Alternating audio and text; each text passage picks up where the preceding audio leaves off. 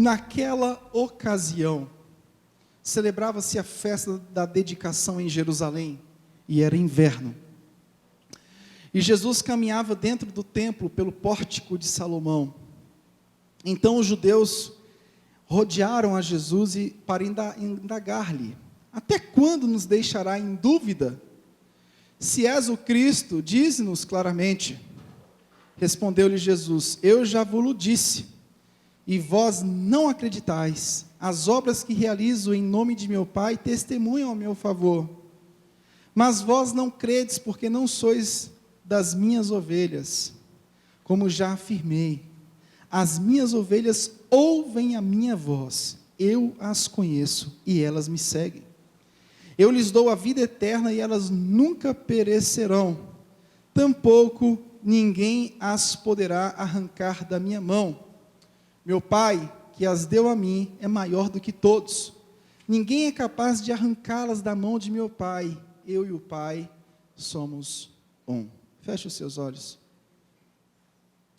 Pai bendito e Pai amado, nessa hora nós te louvamos, te engrandecemos e bendizemos o teu santo nome, porque não há outro Deus dado entre os homens pelo qual importa que sejamos salvos. Que nessa noite, Pai, a alegria da eternidade, a segurança da salvação venha incendiar as nossas vidas. Pai, nós te louvamos pelo cuidado que o Senhor tem conosco. Nós te louvamos porque o Senhor zela por nós. Nós te louvamos porque na caminhada cristã o Senhor sempre estará conosco até a consumação dos séculos. Nós te louvamos porque, independentemente de toda luta, de toda batalha, de toda tristeza, de tudo aquilo que sobrevier às nossas vidas, o Senhor estará cuidando de nós. Nós louvamos ao Senhor porque nós temos a garantia da salvação. Nós louvamos ao Senhor porque nós estamos nas palmas das tuas mãos e ninguém poderá nos tirar delas. Nós te louvamos, meu Deus e meu Pai, porque tu és soberano sobre tudo e sobre todos. Nós te louvamos, Senhor, porque em meio às tempestades da vida, o Senhor cuidará de nós. No nome de Jesus, amém. Diga amém. Amém. Pode se assentar.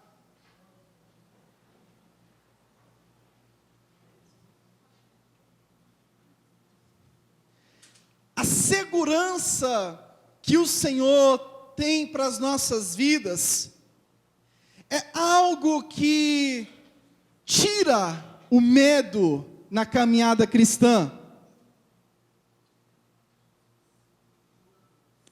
A caminhada cristã é caracterizada por momentos de alegria e também é caracterizada por momentos de dissabores. Nós passaremos por momentos terríveis na vida, momentos que parece que Deus está escondido, como diz esse cântico, será sempre Deus. Quando brilha o sol, ou se a chuva vem, quando eu estou bem ou estou mal, se tudo está bem ou não, será sempre Deus. E parece que Deus está ausente. Tem momentos nas nossas vidas que a pseudo-ausência de Deus nos faz temer. E diante dos desafios que nós vivemos, nós precisamos entender a raiz da nossa salvação. A raiz da nossa salvação é de que Ele nos elegeu, nos chamou, nos regenerou, Ele faz com que você e eu, pela graça poderosa, seja santificado diariamente. E esse mesmo Deus te leva a perseverar na fé. Esse mesmo Deus nos leva a continuar na perseverança da fé que um dia Ele plantou no nosso coração. Deus vai fazer com que a gente persevere, porque um dia Ele plantou essa semente, e nós vamos perseverar, porque essa semente é uma semente que foi plantada por Ele. Então, significa dizer que nós iremos perseverar, não por conta do nosso mérito, ou por conta da nossa bondade, mas porque a graça do Senhor vai nos conduzir ao arrependimento, mas porque a graça do Senhor vai nos conduzir a uma vida de obediência, mas porque a graça do Senhor vai nos conduzir à consumação de todas as coisas. Vai nos conduzir ao dia do Senhor. A graça do Senhor te chamou e vai te conduzir até a glória do Pai, a glória eterna do Pai. Então, dentro desse aspecto, nós precisamos nos firmar nessa palavra de João, porque essa palavra de João, ela alimenta a nossa alma de tal forma, que mesmo que nós estejamos vivendo os maiores dissabores da vida, o que vai nos alegrar é de sabermos que estamos nas mãos dEle.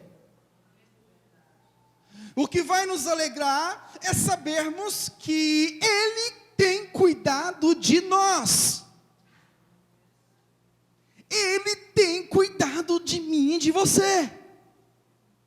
O Evangelho de João, ele foi escrito com uma finalidade, com algumas finalidades, mas eu creio que a principal finalidade do Evangelho de João é no sentido de que Jesus era o Messias e Filho de Deus, e a nossa fé está nesse Jesus, o Filho de Deus. Isso gerou muitas discussões entre os judeus, porque é o Evangelho que ele diz, o eu sou, o Evangelho que a natureza divina de Jesus é apresentada de forma plena. Jesus era o cumprimento das profecias messiânicas, e é nesse Jesus que nós estamos firmados, é nesse Jesus que nós estamos alicerçados, é nesse Jesus que nós temos a redenção completa da nossa história, da nossa vida. É nesse Jesus que nós estamos totalmente arraigados, firmados. É nesse Jesus que nós temos a esperança. É nesse Senhor. É esse Senhor que garante que eu e você vamos continuar. É esse Jesus, o pastor das ovelhas, como diz o capítulo 10 inteiro, que garante que você e eu, como ovelhas do Senhor, iremos perseverar nesses pastos verdejantes. E de fato, Ele é o meu pastor, e nada me faltará. De fato, Ele cuidará de mim, cuidará de você, da sua jornada, da sua trajetória. Jesus estava numa festa, na festa da dedicação, caminhando pelo templo, e a Bíblia diz que os judeus o cercaram, e os judeus perguntaram, se és o Cristo, dize-nos claramente. E Jesus respondeu, eu já disse, vocês não acreditaram. As obras que eu realizo em nome de meu Pai testemunham a meu favor, mas vós não credes, porque vós não sois minhas ovelhas, como eu afirmei. Então Jesus, ele se encontra com alguns homens que começam a debater com ele acerca da sua messianidade. E Jesus diz: olha, vocês não creem porque vocês não são as minhas ovelhas. No capítulo 10 inteiro ele vai dizendo: as minhas ovelhas ouvem a minha voz. E ouvir a voz do Senhor é fundamental para a vida cristã. Porque se eu não ouço a voz de Deus, se eu não ouço a voz do Senhor, eu não sou ovelha dele. As minhas ovelhas ouvem a minha voz. Mas aqui no contexto, existiam homens que não eram ovelhas, e de fato, por não serem ovelhas, não ouviam a voz do Senhor. E quando nós somos ovelhas dele, ele diz: eu as conheço e elas me seguem, e eu lhes dou a vida eterna, e elas nunca perecerão. Agora, vocês não estão me ouvindo, porque vocês não são minhas ovelhas. Eu queria separar aqui 5 lições acerca desse texto. A primeira é: a razão da descrença de muitos é porque elas não são ovelhas de Cristo. Por que muitas pessoas não crerão? Porque não são ovelhas do Senhor. Por que muitas pessoas são descrentes? Porque lhe falta a condição de ovelha. A segunda: a razão da nossa crença: as minhas ovelhas ouvem a minha voz. A razão da nossa crença está no sentido de que quem é ovelha ouve a voz do Senhor. Paulo lá em Damasco ouviu a voz do Senhor. Por quê? Porque ele era ovelha desde a eternidade. Não adianta, tem pessoas que não vão ouvir a voz do Senhor, mas as que ouvem são as ovelhas do Senhor.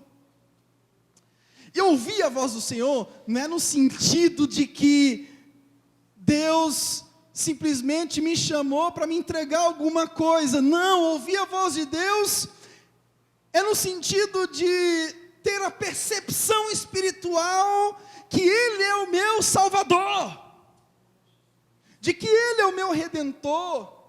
Ouvir a voz de Deus é ter a certeza e a convicção da salvação, é de fato e de verdade ter a segurança de que nós estamos caminhando para a Nova Jerusalém. Terceiro, a crença verdadeira produz perseverança, e jamais perecerão. A crença verdadeira produz perseverança, elas jamais perecerão. De fato, se perecer, porque não houve crença verdadeira. E se não houve crença verdadeira, porque não eram ovelhas do Senhor. Decepções que as pessoas têm umas com as outras na igreja, e as fazem sair da igreja, e as fazem abandonar a Cristo, significa que essa pessoa nunca teve uma crença verdadeira, porque decepção nenhuma pode fazer com que a pessoa deixe a Cristo.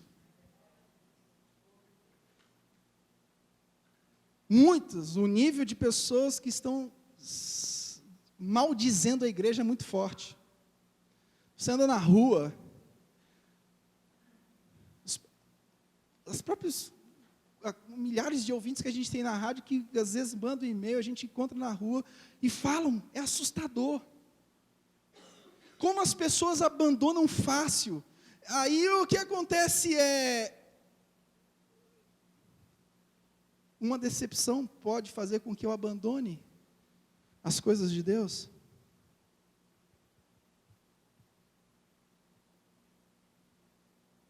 A crença verdadeira produz perseverança. A gente vive situações difíceis na pós-modernidade, nós vamos tratar isso na próxima série. As pessoas vivem uma fé condicional. Uma fé onde eu vou responder conforme aquilo que acontecer na minha vida.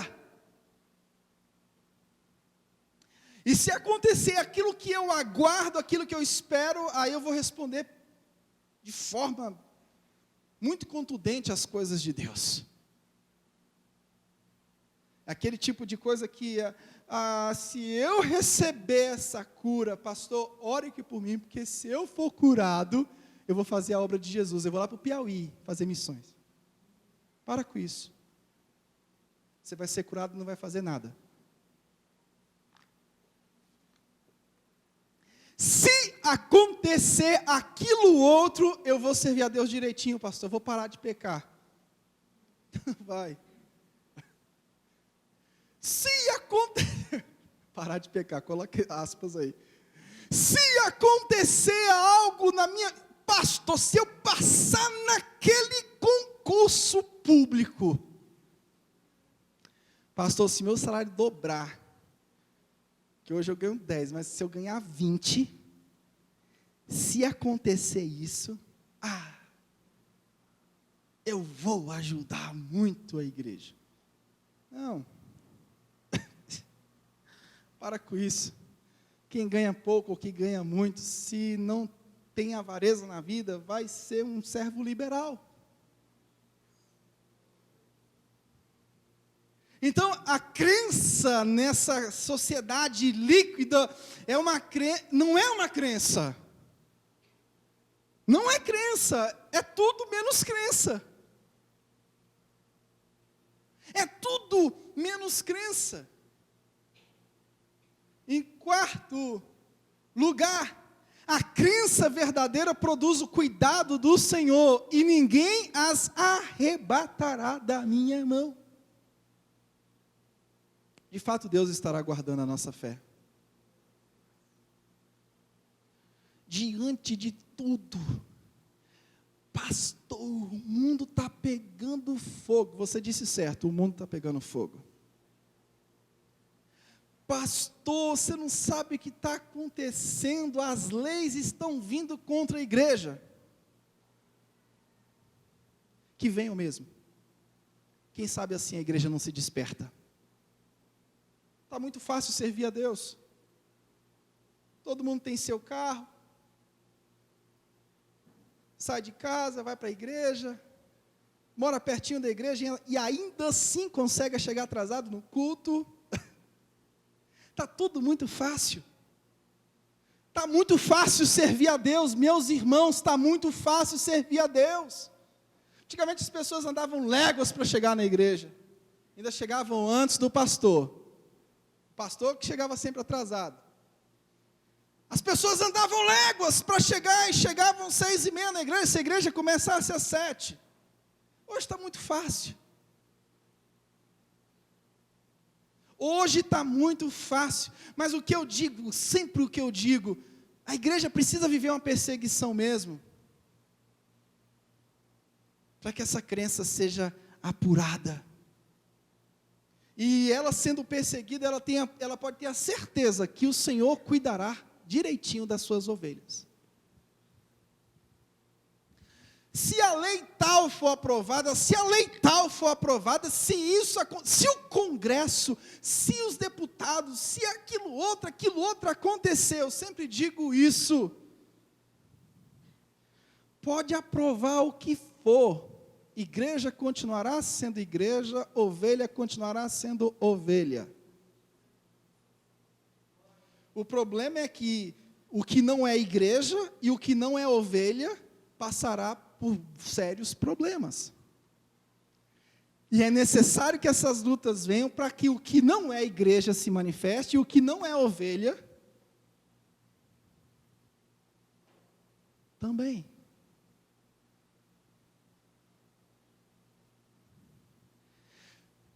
A nossa crença, a crença verdadeira, de fato, vai nos levar à compreensão que Deus cuida de nós. Pastor, se acontecer isso, aquilo e aquilo outro, Deus cuidará de nós. Pastor, se lá na frente, daqui a 5 anos, acontecer um fato assim, assado, daqui a 5 anos, se ele não tiver voltado, ele será o nosso Deus. Eu não estou dizendo para você que tudo vai convergir de forma agradável. Eu estou dizendo para você que Deus será sempre o nosso Deus, o mundo estando bem ou estando mal. Deus continuará sendo o Deus da igreja, o pastor da igreja. Jesus continuará sendo o pastor da igreja, mesmo se a sociedade estiver se desgraçando nos seus próprios delitos e pecados, que é o que está acontecendo.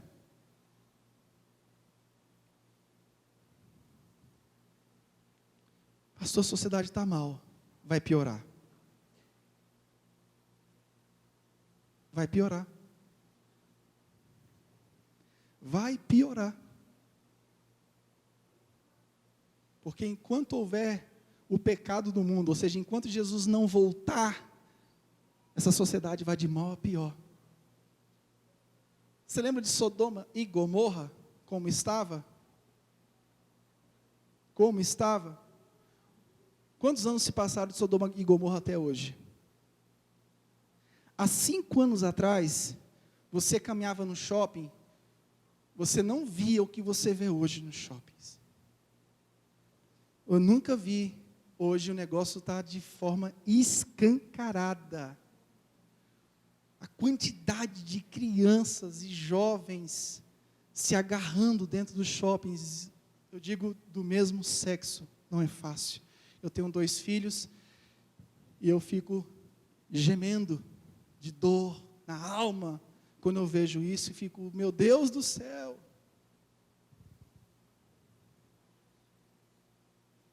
E vai piorar.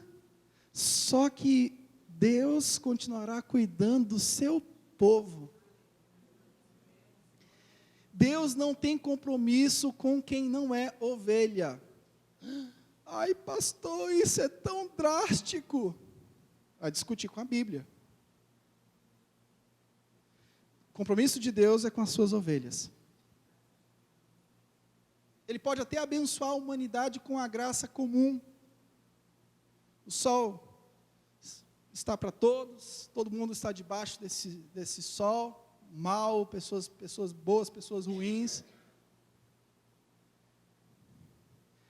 Pessoas podem até ser curadas, curada aqui, recebe um milagre ali, mas Jesus não tem compromisso com pessoas que são curadas, Jesus tem compromisso com ovelhas.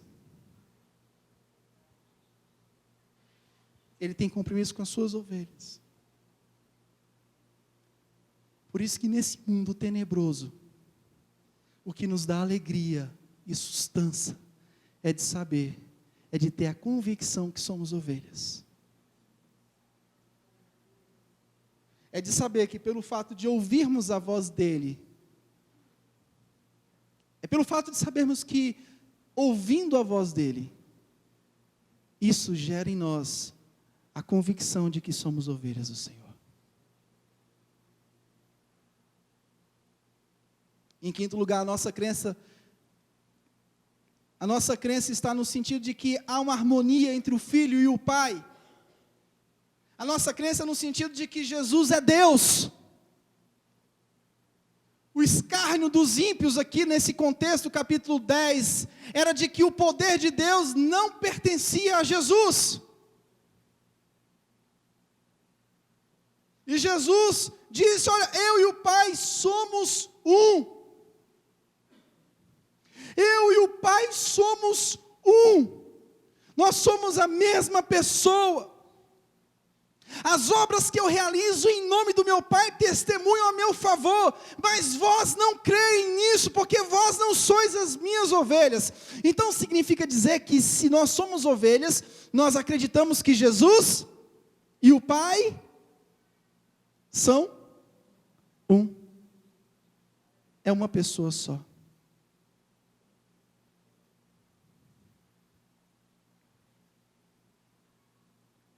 E essa é a segurança da salvação. Sabermos que Jesus é Deus. E que ao ouvir a tua voz, isso gera para nós o sentimento, não só o sentimento, a verdade de sermos filhos de Deus. No Catecismo de Heidelberg, diz o seguinte: qual é o seu único conforto na vida e na morte? E ele responde, todas as coisas devem cooperar para a minha salvação, é o que diz Romanos 8, 28. todas as coisas cooperam para o bem daqueles que amam a Cristo. Ou seja, daqueles que são ovelhas do Senhor, porque a ovelha ama ao Senhor. Segundo, Cristo estará conosco até o fim, como prometeu. Ele diz lá no Mateus 28, estarei convosco todos os dias, até a consumação dos séculos. E a resposta é, Cristo é verdadeiro homem e verdadeiro Deus. Com respeito à sua natureza humana, não está mais na terra, mas com respeito à sua divindade, majestade, graça e espírito, Ele nunca se afastará de nós. Ele nunca se afastará de nós. E a terceira pergunta diz o seguinte: que importância tem para nós o fato de Jesus ter ascendido aos céus, subido? Primeiro, a importância está no sentido de que Ele agora é o nosso advogado, Hebreus 9, 24. Segundo, em Cristo temos na nossa carne no céu, como garantia segura de que Ele, como nosso cabeça, também levará a nós os seus membros para junto de si. João 14, 2. Terceiro, Ele envia o seu Espírito Santo como garantia. João 14, 16. Por cujo poder nós buscamos as coisas lá do alto. Pelo poder de Cristo nós buscamos as coisas do alto. As ovelhas fazem isso. As ovelhas buscam o que é do alto. Quem não é ovelha vai buscar só o que é da terra. Não vai ter prazer em buscar as coisas do alto. A quarta e última pergunta: que importância tem para nós essa glória de Jesus, o nosso cabeça? Primeiro, por seu Espírito Santo, Ele derrama graça sobre nós, sobre os seus membros, é o que diz Efésios 4, 28. E também que pelo seu poder, Ele defende e protege-nos contra todos os nossos inimigos. Capítulo 10, versículo 28. Eu lhes dou a vida eterna, jamais perecerão, e ninguém as arrebatará da minha mão. Ninguém. Pelo seu poder Ele nos defende contra todos os inimigos. Irmão, pastor, o diabo está furioso. Vai ficar mais ainda. Irmãos, está difícil. O diabo tem se levantado contra a igreja. O diabo tem se levantado contra nós. O diabo tem feito isso. O diabo tem feito aquilo. O mundo está pegando fogo. O diabo está furioso. O diabo. Rapaz, o que eu tenho a ver com o diabo? O que eu tenho a ver com o diabo? Se nós já fomos regenerados pelo Senhor. Ele existe ainda. Vai ser aniquilado no momento certo. Só que nós precisamos entender que o Espírito Santo nos defende, nos protege contra todos os nossos inimigos. Pastor, o diabo veio contra mim. Sim, você é regenerado pela graça do Senhor? Pastor, fizeram uma macumba contra a minha vida. Pega essa macumba e chuta. Só não te falo para comer a galinha, o frango lá, que eu acho, não é que você vai comer e vai morrer não, é porque eu acho nojento aquilo. Pastor, eu vou ter que fazer uma campanha para que a inveja saia da minha vida. O olho gordo, a inveja, o mal olhado, o excomungado, saia. O espírito de inveja tem atrapalhado a sua vida espiritual. Então venha para que esse espírito de inveja saia. A inveja só prejudica a quem tem inveja. A inveja só vai te prejudicar se a pessoa que te inveja te matar, te caluniar. Mas espiritualmente falando, olho gordo, inveja, isso não vai atrapalhar nada. Pastor, jogaram uma praga contra a minha vida, me disseram que eu não ia progredir na minha vida profissional. É? Deixa eu te dizer uma coisa. Se praga pegasse, eu estava morto. Eu acho que não teve pessoa mais praguejada nessa vida do que eu. E dentro de casa. Você não está entendendo. Você não está entendendo. Fala igual o Paulo, você não está entendendo. Se praga pegasse, meu irmão, para com isso. Você é um eleito de Deus, um regenerado pelo poder do Espírito Santo. Está com medo de macumba, está com medo de mal olhado, está com medo de olho gordo. Para com isso, segue a tua vida com Cristo Jesus. Segue a tua vida em paz com Cristo Jesus. E comemore a vitória dele na cruz do Calvário, domingo que vem de manhã, na ceia do Senhor. E todos os dias da sua vida.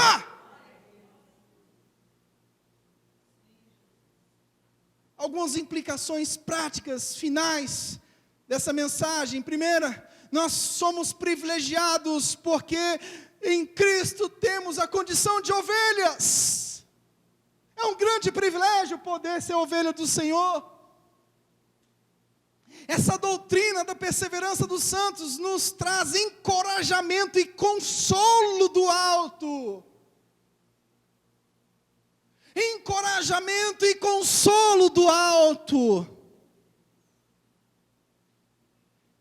Ainda que tudo se levante contra a minha vida e a minha existência, eu estou nas mãos dele, ninguém vai me arrebatar de lá.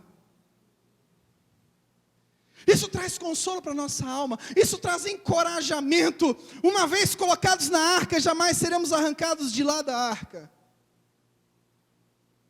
Viveremos como corpo de Cristo por toda a eternidade. Calvino diz que a nossa salvação é infalível, porque Ele é poderoso para dissipar os adversários da fé. As ovelhas então podem viver de forma tranquila. Às vezes as pessoas vivem de forma amedrontada. Tem que ter 7 semanas para quebrar isso, mais 4 semanas para quebrar aquilo, mais 40 dias para quebrar aquilo outro. Agora tem o demônio assim, tem um demônio assado, tem a quebra de maldição do meu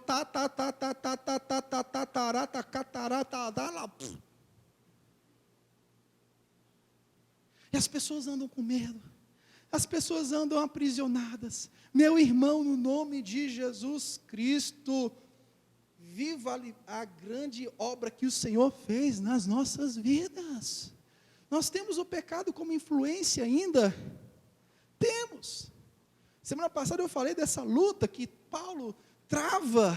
Miserável homem que sou, quem me livrará do corpo dessa morte? Aí no capítulo 8 ele diz, mas graças a Deus que nos dá a vitória por intermédio do nosso Senhor e Salvador Jesus Cristo.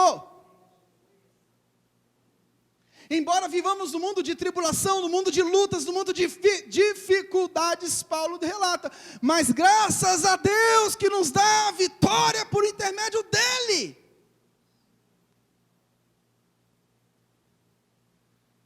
Capítulo 8, versículo 31, diz, disse, pois, Jesus aos judeus que haviam crido nele, se vós permanecerdes na minha palavra, sois verdadeiramente os meus discípulos, e conhecereis a verdade, e a verdade vos libertará. Responderam-lhe, somos descendência de Abraão e jamais fomos escravos de alguém, como dizes tu, sereis livres? Respondeu Jesus, em verdade vos digo, todo o que comete pecado é escravo do pecado.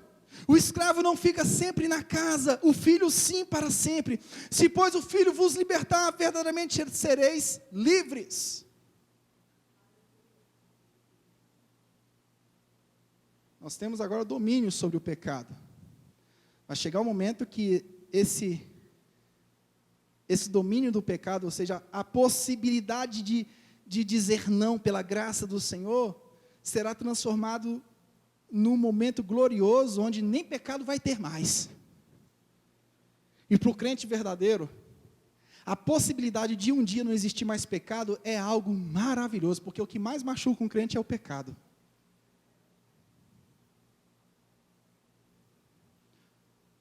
A possibilidade real de num dia o pecado ser aniquilado, para o crente é motivo de, oh glória a Deus, venha logo Jesus Cristo.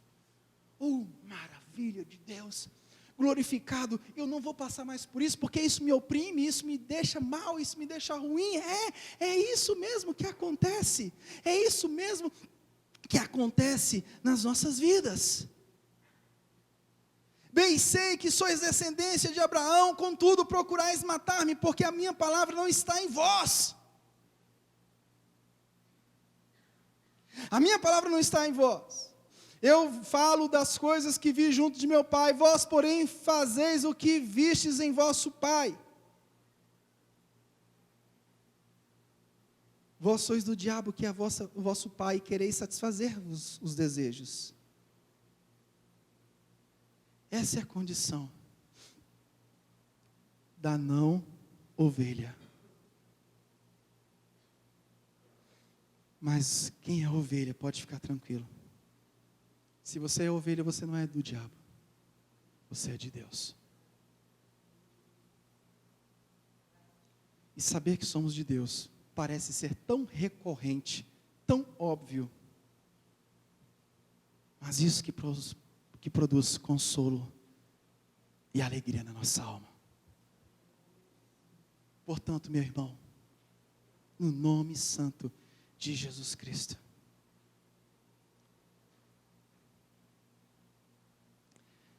viva essa verdade dia após dia. O mundo tenta te atemorizar. As crendices populares tentam te fazer um homem supersticioso. Desvira a chinela, o chinelo. Coloque o negócio do lado ao contrário. Coloque o copo com água em cima da TV. Faça isso, faça aquilo, deixe de fazer isso, deixe de fazer aquilo. Saiba de uma coisa, pelo fato de você ser ovelha do Senhor, você já é um grande vitorioso pela graça de Jesus que lhe foi outorgada na cruz do Calvário. Pare de crendice, de meninice. Não importa se as pessoas se levantam, se tem olho gordo, se tem olho magro. Eu não sei qual é a diferença de olho magro e olho gordo. Olho magro é quando a pessoa se alegra contigo, e olho gordo é quando a pessoa não se alegra contigo. Essa é a diferença. Saiba, você é ovelha do Senhor Jesus Cristo. Amém? Amém? Pastor, as coisas não estão dando certo, porque fulano um dia profetizou. Para com isso. Fulano um dia falou que eu ia ser um fracasso, e hoje eu estou sendo um fracasso. Para com isso, para com isso, para com isso, para com isso. Isso é crendice popular. Crendice popular é danada para virar verdade nas nossas vidas.